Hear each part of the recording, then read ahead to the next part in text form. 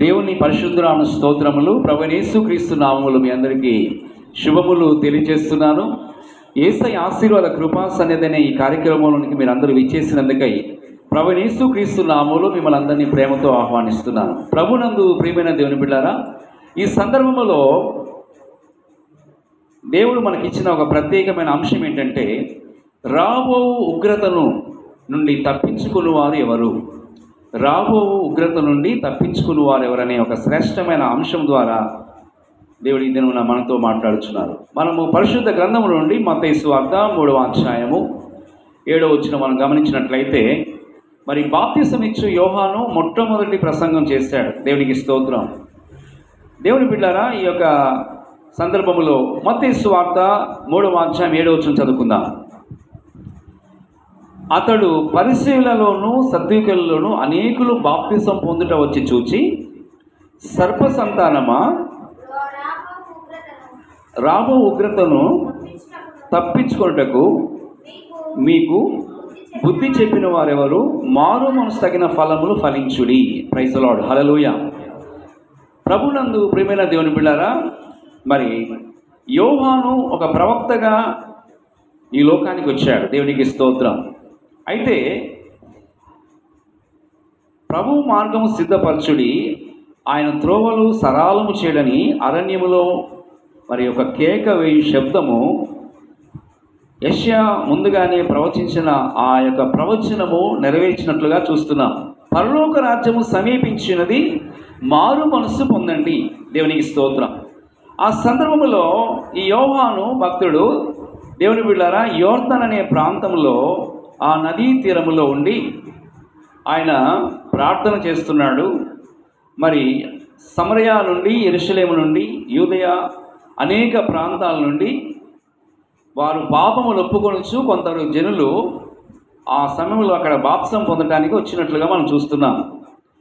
అయితే ఆ సందర్భంలో రాబో ఉగ్రత నుండి తప్పించుకుని వారు ఎవరు? దేవునికి స్తోత్రం కలుగుగాక.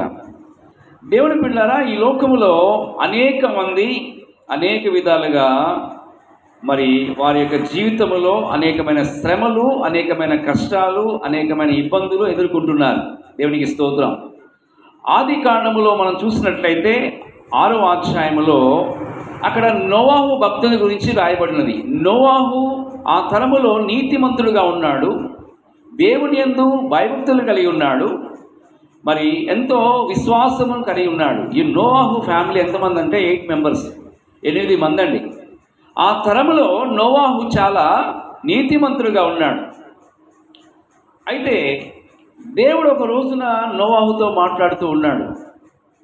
నోవాహు, ఈ తరములో నువ్వు నీతిమంతుడుగా ఉన్నావు, యథార్థవంతుడుగా ఉన్నావు, నా యందు ఎంతో భక్తి కలిగి జీవిస్తున్నావు కనుక నీ ఒక ఓడను సిద్ధపరచుకోవాలి.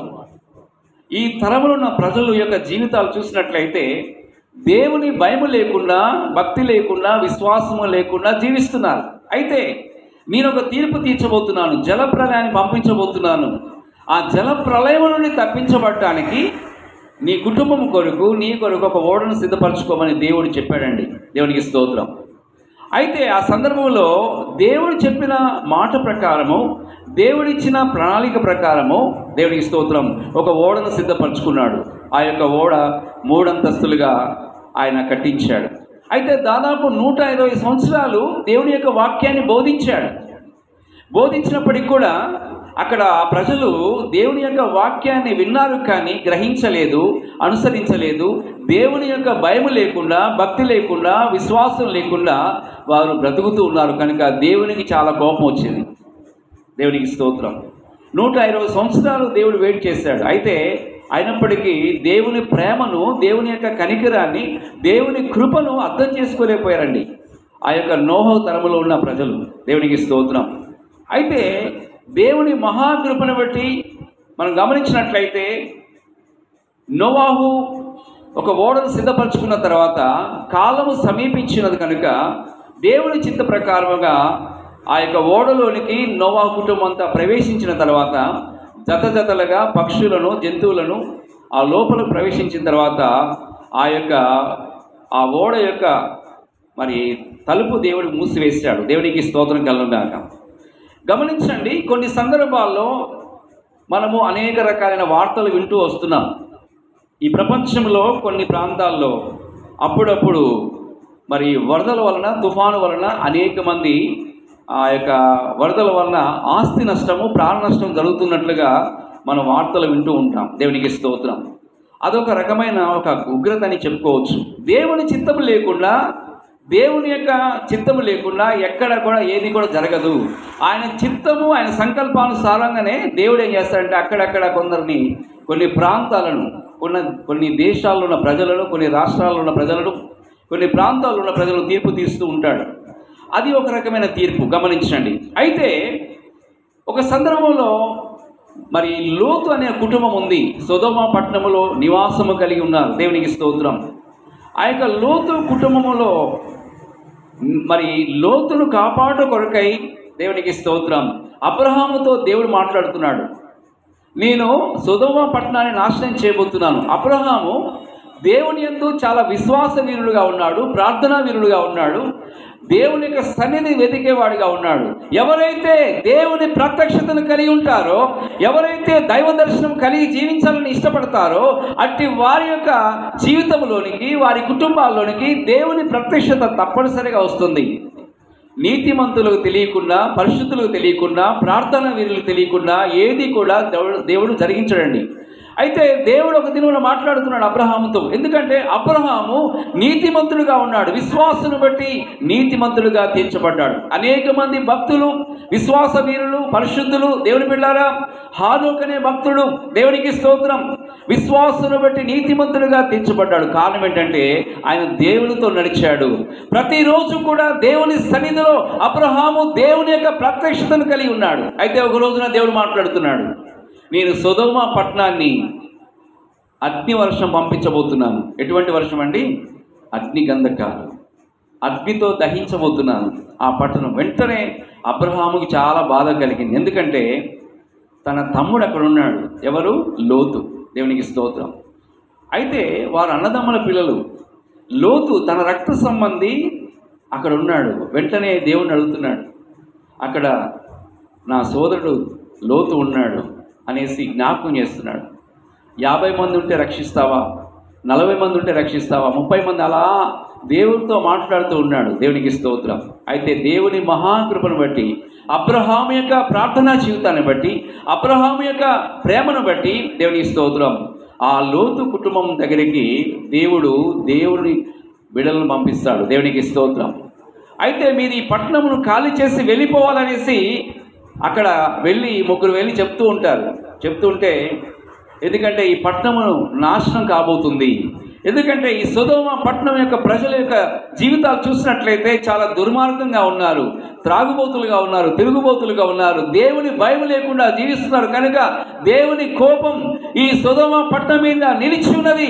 మీరు వెంటనే ఈ ఊరు ఖాళీ చేసి, మీ ఇల్లు ఖాళీ చేసి వెళ్ళిపోమనేసి ముగ్గురు మనుషులు దేవుడు పంపించినందువలన లోతుతో మాట్లాడుతున్నప్పుడు వెంటనే లోతు భార్య, పిల్లలు కూడా వారు బయలుదేరుతారు. అక్కడ చెప్పిన మాట ఏంటంటే వెనుకకు తిరిగి చూడొద్దు అనేసి దేవుడు చెప్తాడు.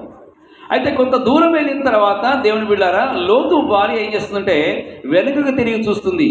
ఆమె విడిచి వచ్చిన బంగారమే కానీ, నగలే కానీ, లేకపోతే డబ్బే కానీ, ఆస్తిపాస్తులు ఏయో గుర్తొచ్చి ఉంటాయి. ఆ వెనక తిరిగి చూడగానే ఉప్పు స్తంభం అయిపోతుందంట. లోతు తన పిల్లలు తీసుకొని దూరంగా వెళ్ళిన తర్వాత అగ్ని వర్షం వస్తుంది. ఎక్కడ? సొదొమ పట్టణం మీదకి. ఆ విధమైన ఉగ్రత ఆ పట్టణం మీదకి రావటం వలన ఆ యొక్క పట్టణం అంతా బూడిదైపోతుందండి, కాలిపోతుంది. అక్కడున్న ప్రజలందరూ కాలిపోతారు. దేవుని బిడ్డలారా, గమనించండి, ఈ ప్రస్తుత కాలంలో రాబో ఉగ్రత నుండి తప్పించుకున్న వారెవరనే ఒక శ్రేష్టమైన వాక్యం ద్వారా దేవుడు మనతో మాట్లాడుచున్నాడు. మనము దేవుని వాక్యాన్ని గ్రహించినట్లయితే మత్తయి సువార్త 24వ అధ్యాయములో గమనించండి. మత్తయి సువార్త 24వ అధ్యాయము 5వ వచనం నుండి 12వ వచనాలు మనం గమనించినట్లయితే, మత్తయి సువార్త 24వ అధ్యాయము 5వ వచనం నుండి 12వ వచనాల వరకు అండి. అనేకులు నా పేరిట వచ్చి నేనే క్రీస్తుని చెప్పి పలువురు మోసపరచెదరు. మరియు మీరు యుద్ధమును గూర్చి, యుద్ధ సమాచారం గూర్చి వినబోదురు. మీరు కలవరపడకుండా చూచుకునడి. ఇవి జరగవలసి ఉన్నవి కానీ అంతం వెంటనే రాదు. గమనించండి, జనం మీదికి జనమును, రాజ్యం మీదికి రాజ్యమును లేచును, అక్కడక్కడ కరువులను, భూకంపములు కలుగును. ఇవన్నీ వేదనలకు ప్రారంభము. అప్పుడు జనులు మిమ్మల్ని శ్రమల పాలు చేసి చంపెదరు. మీరు నా నామం నిమిత్తము అనేకుల జనుల చేత ద్వేషించబడుదురు. అనేకులు అభ్యంతరపడి ఒకరినొకడు అప్పగించి ఒకరినొకడు ద్వేషింతురు. అనేకులైన అబద్ధ ప్రవక్తలు వచ్చి పలువురిని మోసపరిచెదరు. అక్రమం విస్తరించడం చేత అనేకుల ప్రేమ చల్లారిపోను. ఇవి దేవుడి ప్రభువు పలికిన మాటలండి. దేవునికి స్తోత్రం. అప్పుడప్పుడు అనేక రకాల వార్తలు వింటూ ఉంటాం. భూకంపాల ద్వారా మరి అనేకమైన ప్రాణ నష్టాలు, మరి ఆస్తి నష్టం జరుగుతూ ఉంటుంది. 2015వ సంవత్సరం ఏప్రిల్ 25వ తారీఖున దాదాపు 8,800 మంది భూకంపమున చనిపోయినట్లుగా వార్తలు వచ్చాయి.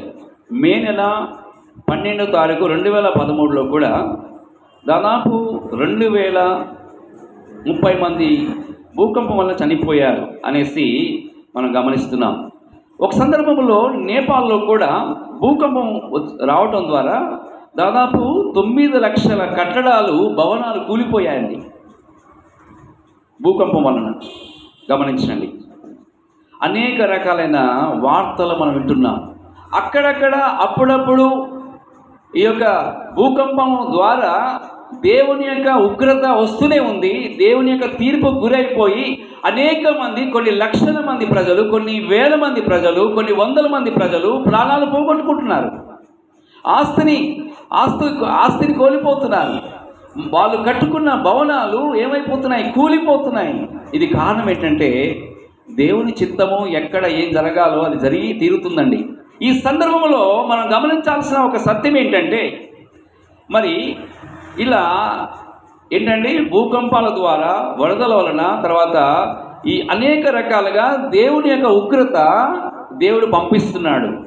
మనం ఇంకా గమనించినట్లయితే దేవుని యొక్క వాక్యం అనేది నెరవేరుతుంది. యుద్ధముల గురించి, యుద్ధ సమాచారం గురించి మీరు వింటున్నారు. లిబియా, అమెరికా, ఇస్రాయెల్ దేశమునకు, పాలస్తీనా అనేక జనులు ఏమైపోతున్నారంటే ఆ యొక్క యుద్ధాల వలన చనిపోతున్నారు. బాంబులు వేసుకోవడం వలన చనిపోతూ ఉన్నారు. ప్రాణ నష్టం జరుగుతుంది, ఆస్తి నష్టం జరుగుతుంది. గమనించండి, ఒక సందర్భంలో దక్షిణ అమెరికాలో ఐటీ పట్టణమునకు భూకంపం వచ్చిందండి. దాదాపు 1,00,000 పైగా జనులు చనిపోయారు. ఇవన్నీ జరిగిన వార్తల గురించి మనం వింటున్నాం. అయితే ఇస్రాయేలు, ఇరాన్కు, పాలస్తీనాకు యుద్ధాలు జరుగుతూనే ఉన్నాయి. అనేక మంది జనులు నశించిపోతున్నారు, చనిపోతున్నారు. రాజ్యం మీదికి రాజ్యము, జనం మీదికి జనము, అక్కడక్కడ కరువులు, భూకంపాలు, అనేక రకాల తెగుళ్ళు వస్తున్నాయి. ఇవన్నీ కూడా దేవుని బిడ్డలారా, దేవుడు చెప్పిన మాటలన్నీ కూడా నెరవేరుతున్నాయి. కరువు కూడా వస్తూ ఉంది. గమనించినట్లయితే ఈ లోకములో అనేకమైన ప్రాంతాల్లో ఎందుకు కరువు వస్తుందంటే, జనులు సృష్టికర్తను పూజించకుండా, జీవగల దేవుణ్ణి ఆరాధన చేయకుండా సృష్టమును పూజిస్తున్నారు. అంటే వారు స్వహస్తాలతో చేసుకున్న బొమ్మలు, ఈ లోక సంబంధమైన విగ్రహాలను చేస్తున్నారు. దేవుడు ఆత్మ ఉన్నాడు కనుక ఆయన ఆరాధించువారు ఆత్మతో, సత్యముతో ఆరాధన చేయమని దేవుని యొక్క వాక్యం సెలవిస్తుంది. దేవుని బిడ్డారా, మనం గమనించినట్లయితే అక్కడక్కడ కరువులు సంభవిస్తున్నాయి. సౌత్ ఆఫ్రికా అంటే దక్షిణ ఆఫ్రికాలో కూడా అనేకమైన ప్రాంతాల్లో కరువు వలన, మరి మన భారతదేశంలో కరువు వలన అనేక మంది జనులు చనిపోతున్నారు, చాలా బాధపడుతున్నారు. అనేక దేశాల్లో ఆహారం కొరత వలన కూడా ఏం జరుగుతుందండి, అనేక మంది భోజనం లేకపోవడం వలన చనిపోతున్నారు. మనం గమనించినట్లయితే కరువు వలన 2011 సంవత్సరము, 2012 సంవత్సరములో అనేక మంది, దాదాపు 2,60,000 మంది నశించిపోయినట్లుగా వార్తలు వచ్చాయి. దేవునికి స్తోత్రం. ఇప్పుడు బైబిల్ గ్రంథం నుండి ప్రసంగి గ్రంథము చూడండి దయచేసి. ప్రసంగి గ్రంథము 5వ అధ్యాయము 17వ వచనం చదువుకుందామండి. ప్రసంగి గ్రంథము 5వ అధ్యాయము 17వ వచనం.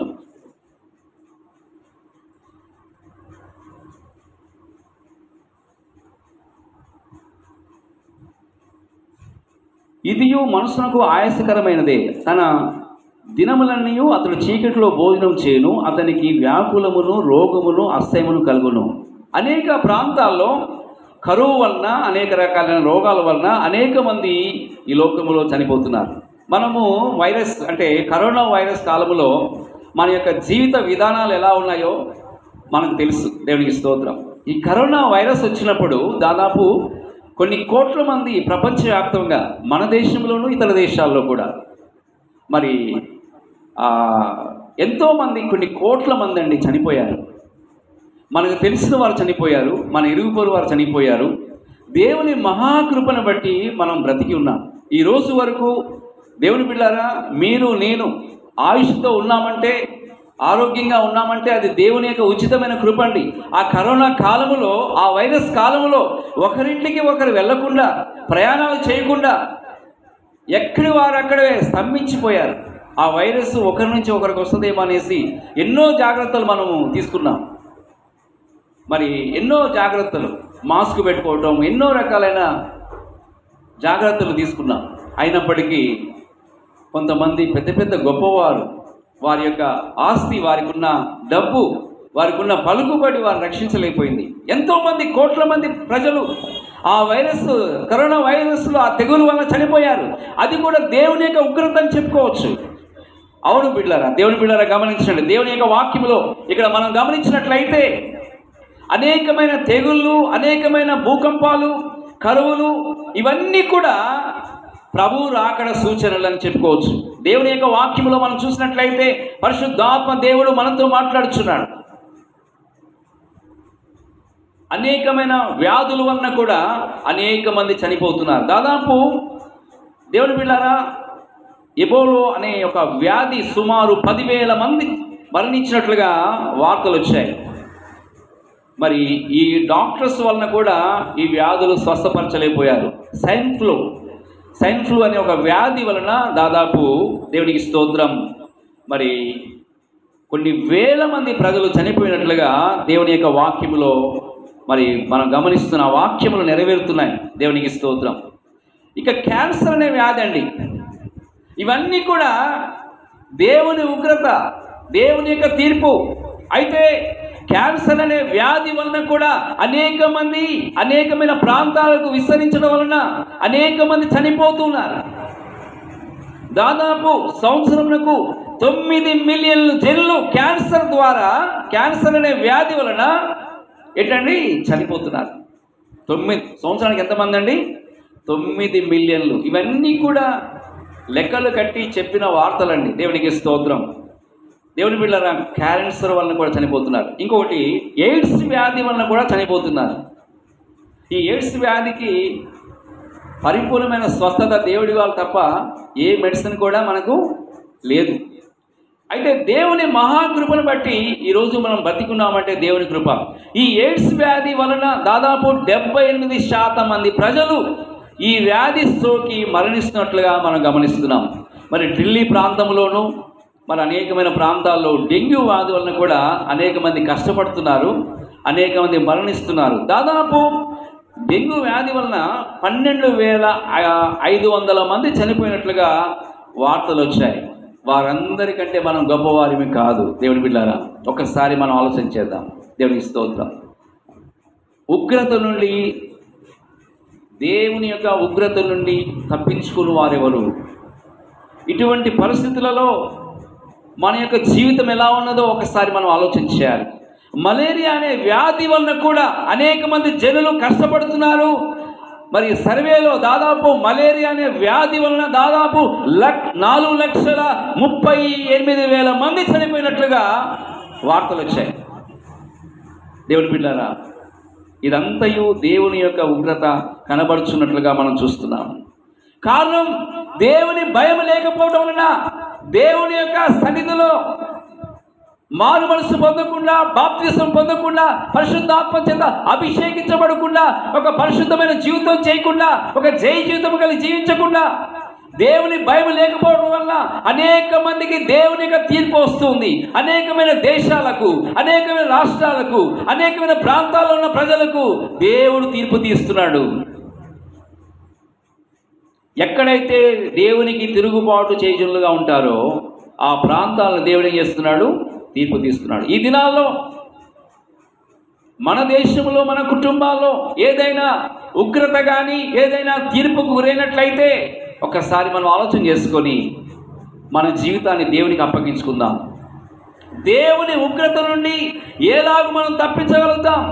బాప్తిసం ఇచ్చే యోహాను అంటున్నాడు, ఆయన బోధిస్తున్న బోధలో, మీరు మారు మనసు పొందండి, పరలోక రాజ్యము సమీపించి ఉన్నది అని చెప్తూ ఉన్నాడు. దేవునికి స్తోత్రం.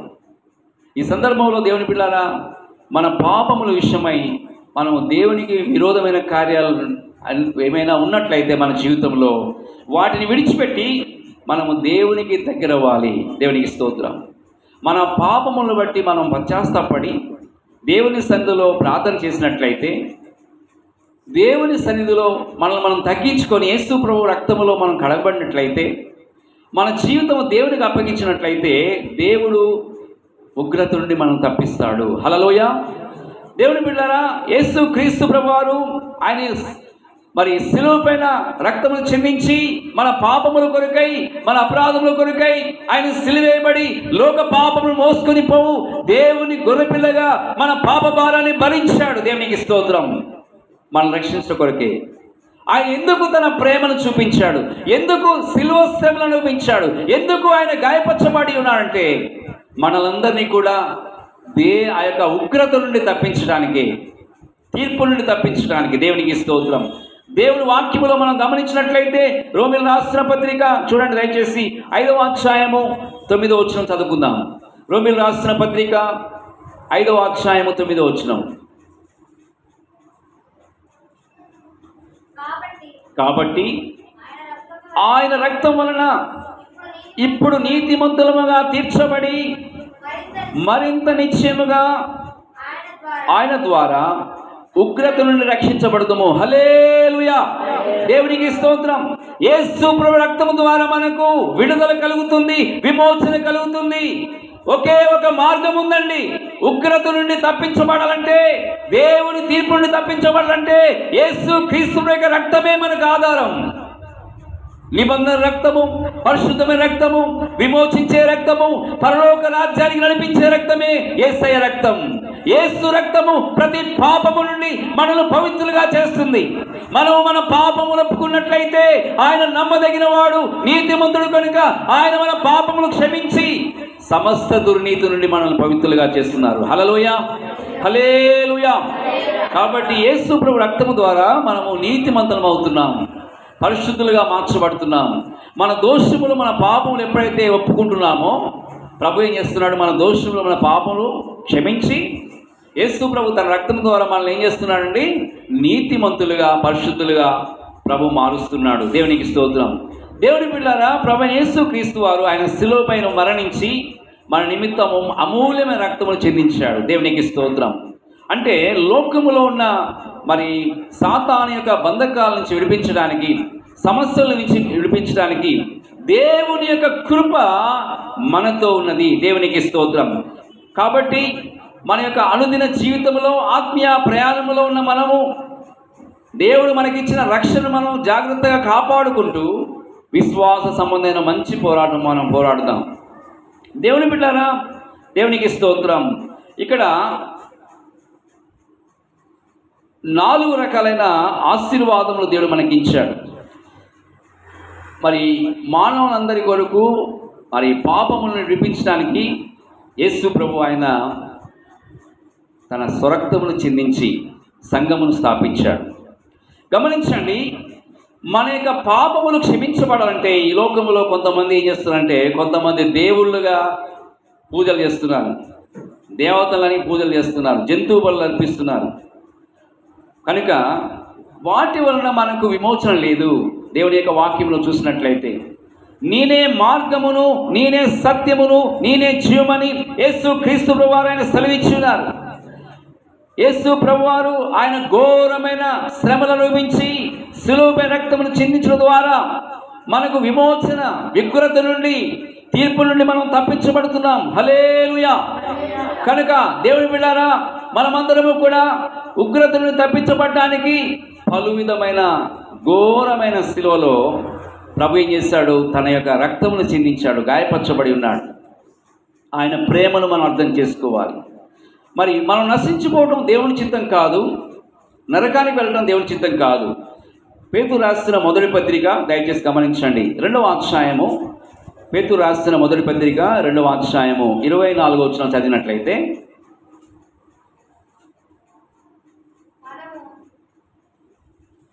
మనము మన పాపముల విషయమై చనిపోయి నీతి విషయమై జీవించినట్లు ఆయన తానే తన శరీరమందు మన పాపములను మ్రాను మీద మోసుకొనెను. ఆయన పొందిన గాయముల చేత మీరు స్వస్థత నొందితిరి. దేవునికి మహిమ కలుగును గాక. హల్లెలూయా.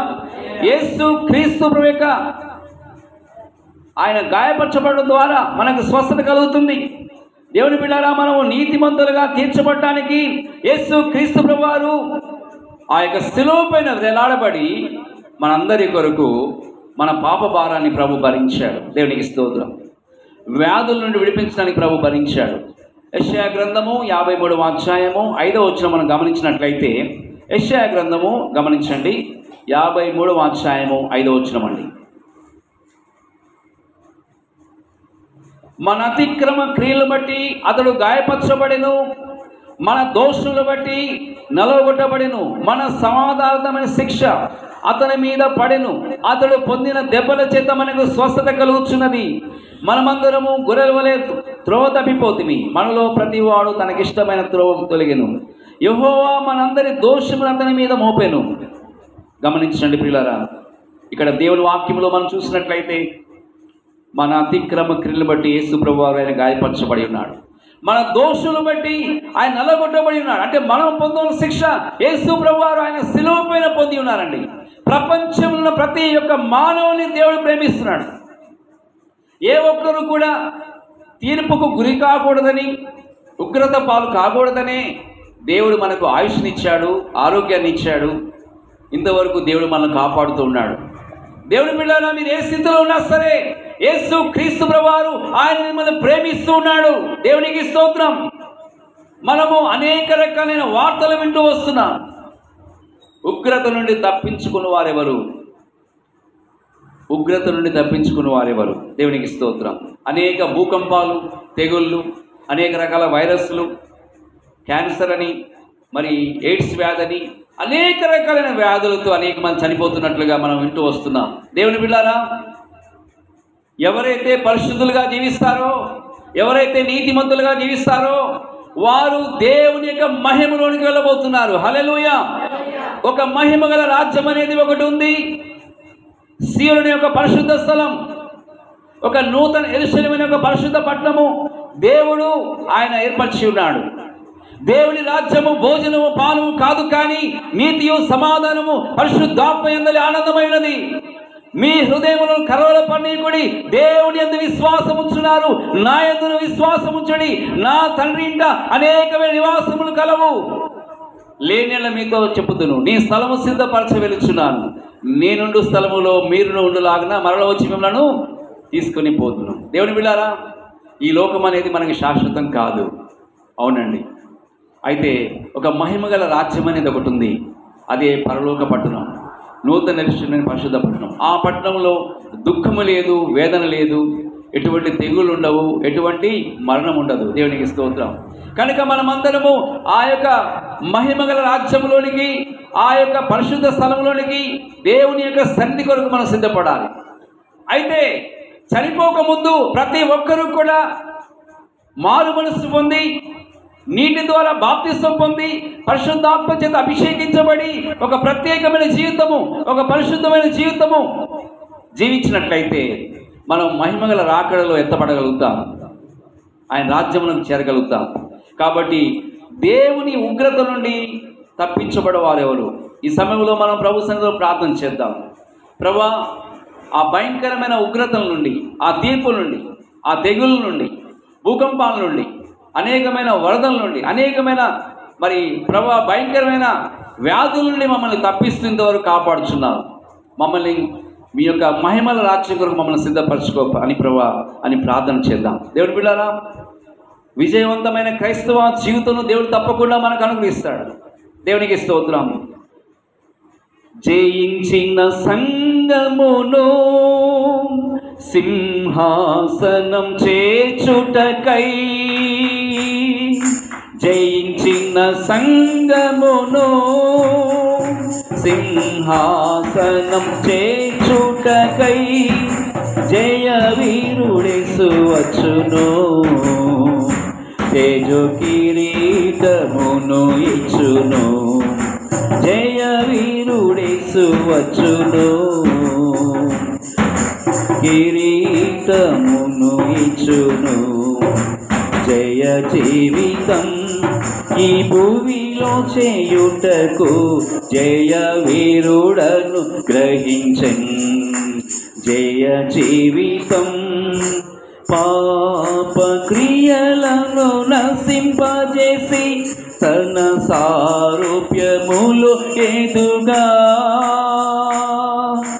పాప క్రియలను నశింపజేసి తన సారూప్యములు ఎదుగా, ఆత్మలో అభిషేకించి ప్రతిదినము నడిపించును, ఆత్మలో అభిషేకించి ప్రతిదినము నడిపించును.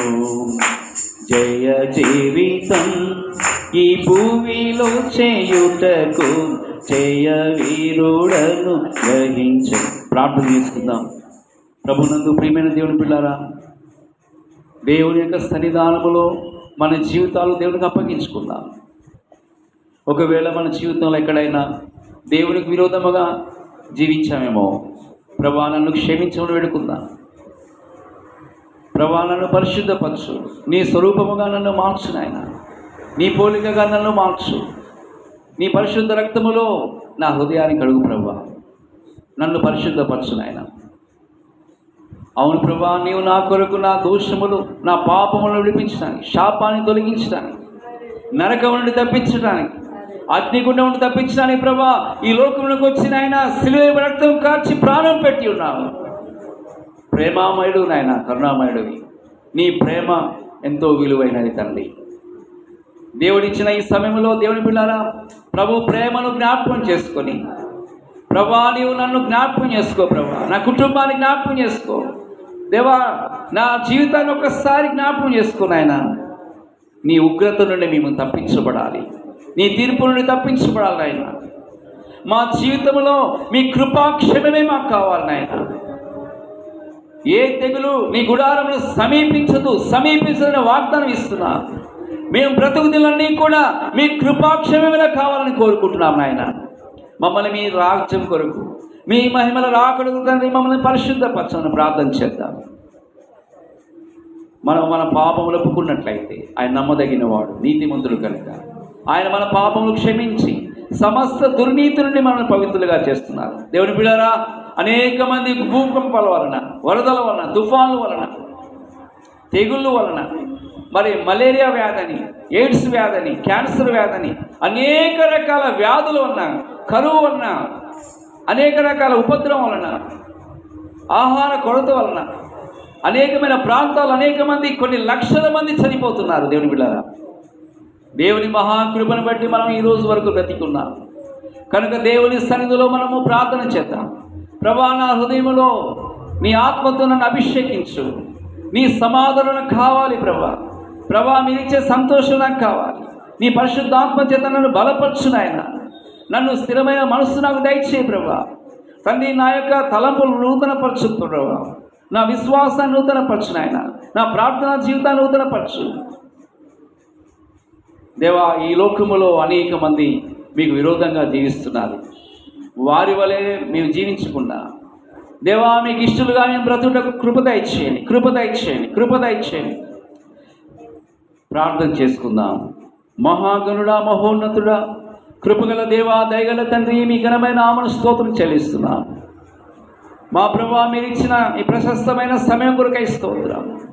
ఉగ్రత నుండి తప్పించుకుని వారెవరు అనేసి మీ వాక్యం ద్వారా మాతో మాట్లాడి ఉన్నారు. ఈ లోకంలో అనేక మంది, కొన్ని లక్షల మంది ప్రజలు ప్రభువా భూకంపం వలన తండ్రి, వరదల వలన ఆయన, అనేక రకాల తెగుళ్ళు వలన ప్రభువా, క్యాన్సర్ వ్యాధి వలన, కరోనా వైరస్ వలన తండ్రి, ఎయిడ్స్ వ్యాధి వలన మా ప్రభువా, మలేరియా, డెంగ్యూ జ్వరాల వలన అనేక రకాలుగా చనిపోతున్నారు ప్రభువా. అనేక ప్రాంతాల్లో ఆస్తి నష్టం, ప్రాణ నష్టం జరుగుతున్న దినాల్లో ఉన్నాం.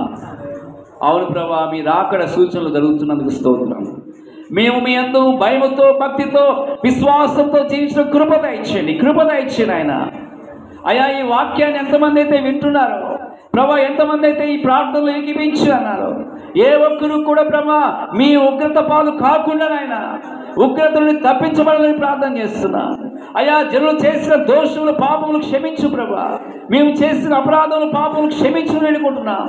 అయ్యా, మీరు పరిశుద్ధ రక్తము ద్వారా మమ్మల్ని పరిశుద్ధపరచండి ప్రభా. మీ యొక్క నిబంధన రక్తము, పరిశుద్ధ రక్తం ద్వారా మమ్మల్ని పరిశుద్ధపరచండి ఆయన. తండ్రి, మా జీవితాలను పరిశుద్ధపరచండి, రూపాంతరపరచడం ప్రార్థన చేస్తున్నాను. మీ మహిమల రాకడ తండ్రి మమ్మల్ని సిద్ధపరచుకోనండి.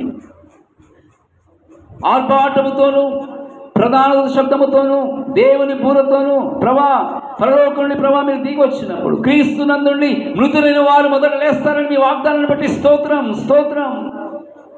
మా ప్రభా, మీ రాకడలో మేమందరం మిమ్మల్ని ఎదుర్కొనే కృప దయచేయండి. ప్రతి ఒక్కరిని పరిశుద్ధాత్మ చేతనైనా అభిషేకించడం ప్రార్థన చేస్తున్నాం. ప్రతి విధంగా చీకటి శక్తులు, అంధకార శక్తులను గద్దిస్తున్నాం తండ్రి.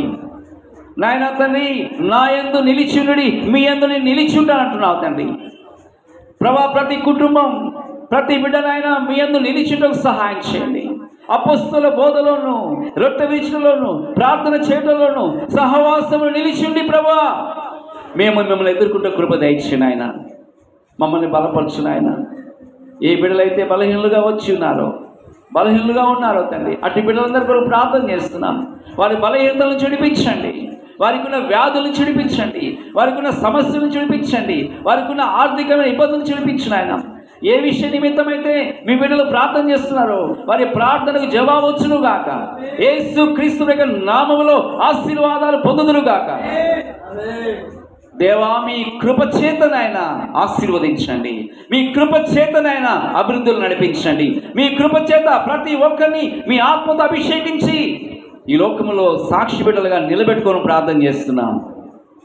మహిమ నుండి అధిక మహిమలోనికి ప్రభువా, కృప నుండి అధికమైన కృపలోనికి మమ్మల్ని అందరిని నడిపించండి. ప్రపంచ ప్రజలు రక్షించిన ఆయన, భారతదేశంలోని ప్రజలు రక్షించండి అయ్యా. తెలంగాణ రాష్ట్ర ప్రజలు, ఆంధ్ర రాష్ట్ర ప్రజలు ప్రభా, మా జిల్లా ఇల్లందు పట్టణ ప్రజలు రక్షించడం ప్రార్థన చేస్తున్నాం. సార్వత్రిక సంఘాన్ని దీవించిన ఆయన, దేవుని సేవ చేస్తున్న దైవ సేవకులందరినీ కాపాడడం ప్రార్థన చేస్తున్నాం. రక్షణ పొందిన విశ్వాసులందరినీ కాపాడడం ప్రార్థన చేస్తున్నాం. నేను జయించి నా తండ్రితో కూడా ఆయన సింహాసనం కూర్చున్న ప్రకారము జయించు వారిని నా సింహాసనందు కూర్చొనిచ్చదని మీరు ఇచ్చిన వాగ్దానం బట్టి స్తోత్రం. మీ మహిమల రాకడకు తండ్రి మమ్మల్ని అందరినీ పరిశుద్ధపరచండి నాయన. మీ యొక్క ఆశీర్వాదాలతో మమ్మల్ని నింపి కాపాడమని, ప్రతి ఒక్కరిని తండ్రి ఆ యొక్క ఉగ్రత నుండి తప్పించబడి నాయన మీరిచ్చే కృపాక్షేమము కలిగిన జీవితము, సంతోషకరమైన ఆశీర్వాదకరమైన జీవితము కలిగి ఉంటే కృప దయచేయమని యేసు ప్రభువు నామములో స్తుతించి వేడుకొంచున్నాం తండ్రి. ఆమేన్. God bless you. దేవుడు మిమ్మల్ని, మీ కుటుంబాలను బహుగా దీవించును గాక. Thank you. షాలోమ్. మీకు సమాధానం కలుగును గాక. ఆమేన్.